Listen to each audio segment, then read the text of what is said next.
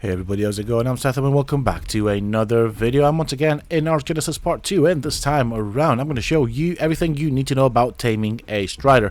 Now before we get into taming striders, you need to know that there are a couple of requirements. The first one would be to have their preferred type of food, if you want to call it that, which would be the mutagel. And then of course you have to have completed a certain amount of missions depending on the level of the strider. Now currently I have only done about 7 missions in the game, and so that I think allows me to tame striders up to level 30. And this is what the mutagel looks like. Once you have the mutagel, put it in your 0 slot and you walk up to the strider and you begin the hack, assuming you have the appropriate amount of missions completed. So I'll show you one that is a high level here, and I walk up to it. It tells me that I have done 7 of 22 missions, and I have the required mutagel. It would need 15 mutagel. So let's go back to this one that was next to me, because that is the appropriate level that I can tame. And so I'll show you exactly what happens when you kind of come up close to the strider. You'll get the prompt to use mutagel. Once you do that, you can then begin the hack. Now of course this particular strider wants me to hack its upper right shoulder, and the cool thing is you can of course sit on the strider's back and access it that way. It is a bit derpy. Once you do access it, you do get a bit of a hacking mini game, which of course is a bit interesting. It's different. You can get it wrong, don't worry about that. If you are getting it wrong or will get it wrong later in the tame, there's a possibility that it may affect the taming effectiveness. This is what the minigame looks like, and you're waiting for those green squares to be on that central line. Once they are there, you just right click on, or actually sorry, left click on your mouse, and it doesn't have to be exactly spot on, but those green squares must touch that green line. After you have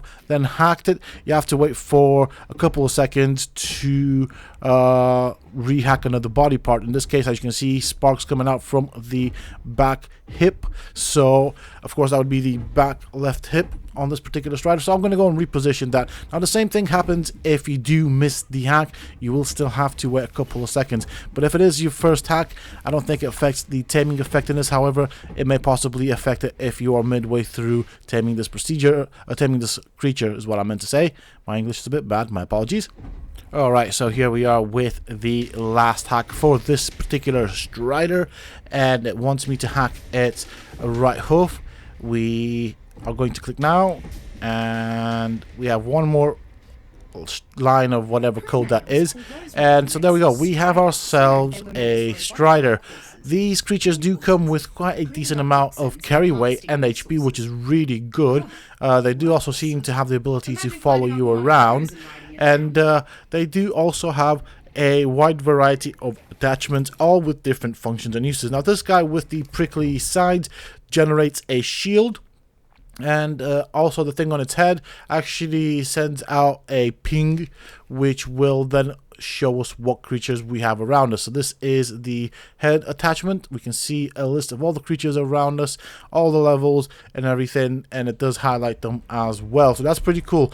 The other thing that the strider can do, of course, is generate a shield, and I'm just showing you the strider stats as well because it's pretty cool. It's pretty tanky. I like this. Also, the other thing to note is that once you've tamed a strider, it will of course come with a saddle, so you don't need to make it. And on the saddle, as you can see behind where my character is a little structure, and that is a tech bed. So that is pretty useful as well. So this is the shield itself, which again could be quite useful. Now this particular strider that you see right here is one of the striders that has the 2 probably most sought after attachments, and so that would be the excavation rig on the head and the resource attractor on the body. So it looks like 2 satchels, and so the excavation rig starts excavating all the resources around automatically, whilst the resource attractor just picks up all the loot. So this is what I have managed to gather within a couple of seconds, not even a minute of walking around. The strider's inventory is almost full, and just look at this. This is a lot of stuff. So this is going to make life so much easier when it comes to harvesting. I have here 3 Striders that you can look at, and as you can see, they have different attachments. So I'm going to go through the attachments that you can get on these Striders. The head will contain the excavation rig, which will harvest resources around, but won't pick them up. It's just harvest them. So just letting you know that. And the pulse cannon will fire a laser. This is again on the head. We also have a silence cannon, which apparently silences creatures. I'm not sure how that works. That's something I've not played around with just yet. And then of course we also have the radar rig, which of course detects creatures around. You saw this earlier on in the video. On the body you will have the phase cannon, which fires tech blasts, and so that is one single shot, but it does do a lot of damage. We also have the resource attractor, which automatically grabs harvested resources, and then of course you will also have the shield generator, which activates a shield. I think you can kind of target where you want to put the shield, and then the shield projector, which puts a shield around it. So of course you saw the shield projector. It's a spherical thing that follows the Stryder, whereas the shield generator kind of allows you to place it wherever you want in terms of the shield. It's kind of like a semi-circle type of thing, so that's going to be quite useful as well. I think the most sought after Stryder will end up being the one with the excavation rig on the head and the resource attractor. They are pretty huge, they are slow as heck, and you might want to invest some points in speed just to get it moving across.